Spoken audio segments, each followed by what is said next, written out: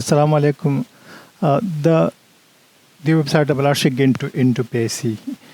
So that is the Sunday Padizik Buliki get into PC Tijilashi din abad Dizik Uliki Premier. Premier Chuliki Dik Mukhtalif option Russia Hutasuk the latest version install Kai 2033. The Chekala install Kai. This is in a download Kai. دا چې انسټال کړئ نو دا به کولاو شي چې کله تاسو کولاو کړئ نو خپل فایل چې دی کنه د کوم په موبایل یا کیمرا چې ریکارډ کړئ هغه به لاول راوړئ او په دې ډراپ باکس کې به واچوئ صحیح ده هغې نه بعد به په دې ځای کې تاسو دا پلس ساین څه دی دا په دې باندې به کلیک کړئ او دا کوم فایل چې ما تاسو ته رالیکلی دی د دې نه به دا څیزونه سلیکټ کړئ یو به واچوئ ټول به واچوئ نو د دې خپل نومونه دي بیا په دې نیم باندې سرچ کوئ ټیک ده نو دا نیم چې تاسو ورکړئ انټر کړئ نو کم نوم چې موږ هلته کې ورکړی و هغه به بیا دلته کې موږ ته په ټاپ باندې راشي الریډي ما اچول دی دا ماته مخامخ چې کوه دا ټول ما اچول دي که نه دا افیکټس دي دا یو چې دی دا په ټاپ باندې کم چې دی دا راغلی دی ټریول لپاره بس دا ما راوړو دلته کې مې راوړو او د دې غوږ نه مې راونیو وړوکی مې کو خپل د فایل د سایز مطابق تاسو دا وړوکی کولی غټولی شئ صحیح ده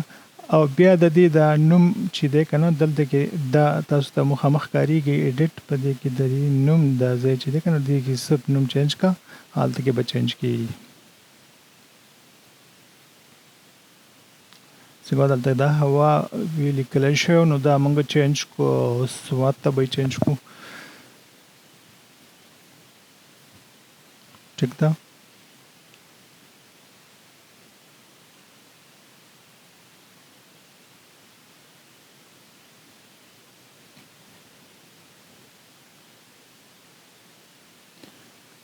او داسې دا له پاسه په ټاپ باندې یو ټکس ښکارېږي او په د دې سوات نه لاندې یو ټکس ښکارېږي نو دې ځای کې تاسو سرچ کوئ دې ځای کې به چېرته نه چېرته وي او هغه سیم ټکس ګورئ او هغه بیا ریپلیس کوئ څه کوه دا اوس څه کوئ دغه له پاسه نه ټکس دی په دې ځای کلیک کوئ سلیکټ کوئ نارمل لیکل دی څنګه چې وړ کې تاسو لیکل کوئ هغسې به خپل دا ولیکئ نو ټریپ ټو سوات یا څه ولیکئ هر څه چې د بیا تاسو لیکئ که نه او ډېر اسانه ده بس انشاءالله دې لاندې ځای کې دا یو ټکس دی چې دا ګورو که نه چې دا دې ځای کې چېرته کې دی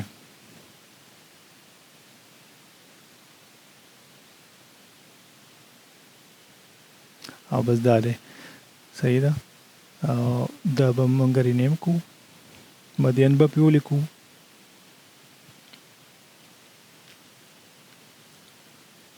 بس په دغه طریقه باندې تاسو خپل ټکس چې چینج کوئ که نه نو دا بیا تاسو ته ډېر زیات په اسانه باندې کېږي ډېر زیات اسان سافټویر دی او تاسو سره به ټایم نه نو که ټایم نه نو بیا به درته ګران وي که ټایم لږ شانتې کې وي که نه نو په لیپټاپ کې ډېر په اسانۍ سره دا کېږي او دې ځای کې چې دا ډبل کلیک وکړئ که نه په دې کارنر کې نو تاسو خپل پروجیکټ راوړی شئ او که بیا څه کوېسچنز وي نو مخکې به بیا رابطه وکړو